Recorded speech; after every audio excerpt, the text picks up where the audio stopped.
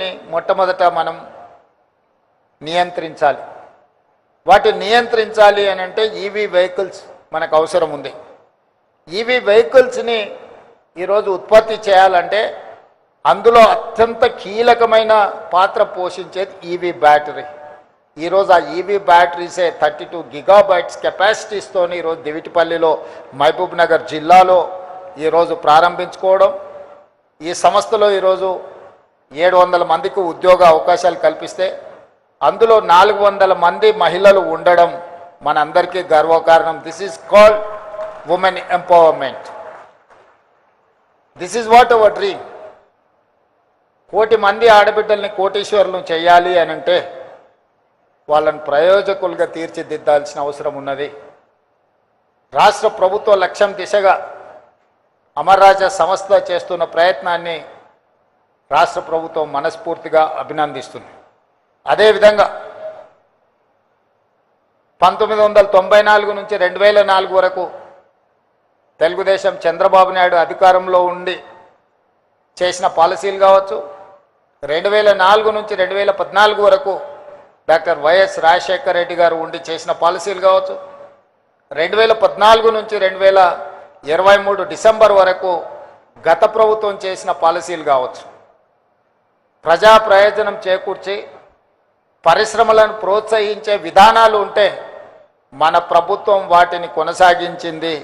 మన ప్రభుత్వం వాటిని ఇంకా అభివృద్ధి పదం వైపు ఇంకా బాగా రిఫైన్డ్ పాలసీస్ తీసుకొచ్చినాం.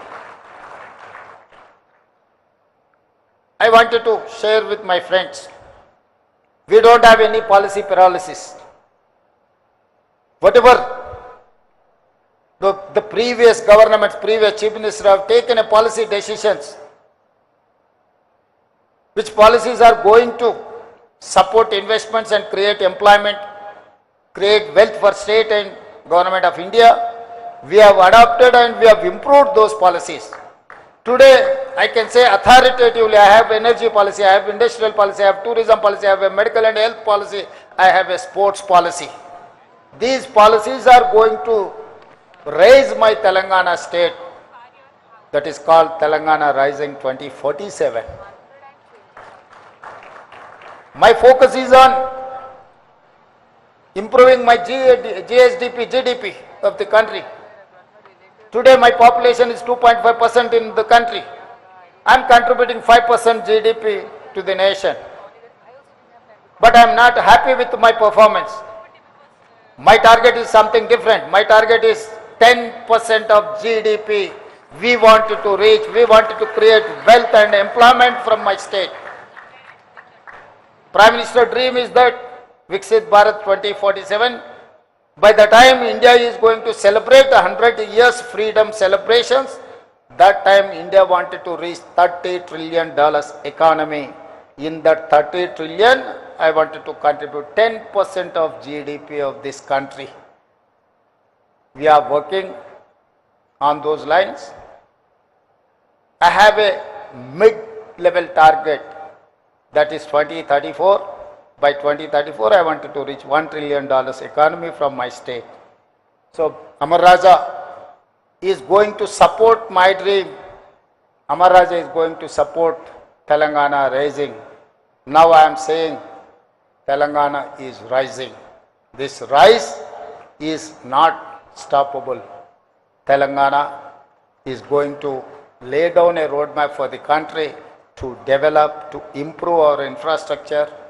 That is why we have dedicated our policy Telangana Rising 2047. Outer ring road inside 2073 kilometers lo manamu cure core urban region economy. Our area service sector ga outer ring road outside, regional ring road inside 10,000 square kilometers pure peri-urban region economy ga. ఈ 10,000 square కిలోమీటర్స్లో manufacturing Jones మనం చైనాతో, Japan, Germany, south కొరియాతో పోటీ పడాలి అంటే పరిశ్రమలను పెట్టాలి.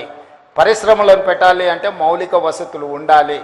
మౌలిక వసతులు ఉండాలి అంటే మనకు ఒక స్పష్టమైన పారదర్శకమైన పరిపాలన విధానం ఉండాలి. ఆ విధానాన్ని రోజు మన ప్రభుత్వము రూపొందించుకొని ముందుకు వెళ్తుంది. అందులో భాగంగానే ఈరోజు అమర్ రాజా లాంటి పరిశ్రమలను మనం ప్రోత్సహిస్తున్నాం.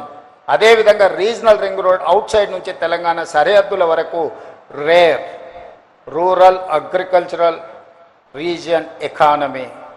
So my policy is cure, pure, rare. These three categories is equal Telangana rising. ఈ పాలసీలతోని తెలంగాణ రాష్ట్రాన్ని ముందుకు తీసుకువెళ్ళాలని, పర్టికులర్గా నేను ప్రాతినిధ్యం వహించిన జిల్లా పరిషత్ మెంబర్గా, ఎమ్మెల్సీగా, ఎమ్మెల్యేగా, ఎంపీగా ఏది ఎదిగినా ఢిల్లీకి రాజైన తల్లికి బిడ్డనే అన్నట్టుగా నేను ఈ పాలమూరు బిడ్డను.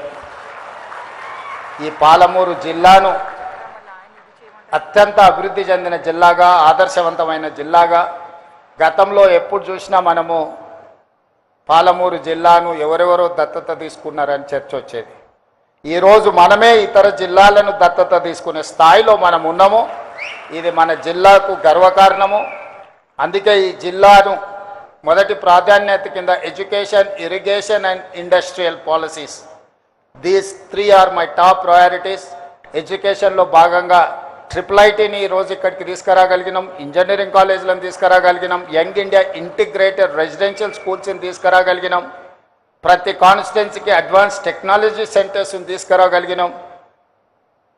ప్రపంచంలో వేగంగా మారుతున్న పరిణామాలతోనే ఐటీ ఉద్యోగాలు, వైట్ కాలర్ జాబ్స్పై లక్షలాది మంది నిరుద్యోగులకు మారుతుంటే ఈరోజు బ్లూ కాలర్ జాబ్లను క్రియేట్ చేయడానికి మన ప్రభుత్వం పనిచేస్తుంది. ఆ బ్లూ కాలర్ జాబ్లను క్రియేట్ చేయాలంటే ఏటీసీలు, స్కిల్ యూనివర్సిటీలు, పాలిటెక్నిక్ కాలేజీలు, ఇందులో విద్యార్థులు చదువుకోవడానికి అవసరమైన మౌలిక వసతులను ఏర్పాటు చేయాలి. అదేవిధంగా ఇరిగేషన్లో రాణించాలి అనంటే కల్వకుర్తి, భీమా, నెట్టంపాడు, కోయిల్సాగర్, పాలమూరు, రంగారెడ్డి, అదేవిధంగా ఈరోజు ఆర్డిఎస్ ప్రాజెక్టులను పూర్తి చేసుకోవడానికి, సమస్యల్ని పరిష్కరించుకోవడానికి పక్క రాష్ట్రంతో కూడా చర్చలు చేస్తున్నాం. తొందరలోనే ఈ జిల్లా రైతాంగానికి శుభవార్త వినిపించబోతున్నాం. పాలమూరు, రంగారెడ్డి ఎత్తిపోతలకు సంబంధించి 90 టీఎంసీల నీటి కేటాయింపులకు సంబంధించి కేంద్ర ప్రభుత్వాన్ని, ఆంధ్రప్రదేశ్ ప్రభుత్వాన్ని ఒప్పించి అనుమతులు సాధించే దిశగా మనం ముందుకు వెళ్తున్నాం. డిండి ప్రాజెక్టుకు సంబంధించిన 30 టీఎంసీల నీటి కేటాయింపులకు సంబంధించి కూడా సంప్రదింపులు జరుగుతున్నాయి. తొందరలోనే కృష్ణానది పరివాహక ప్రాంతంలో నిర్మాణ దశలో ఉన్న డిండి ప్రాజెక్టు, పాలమూరు, రంగారెడ్డి ఎత్తిపోతల ప్రాజెక్టులకు సంపూర్ణమైన అనుమతులు తీసుకొచ్చి ఈ జిల్లా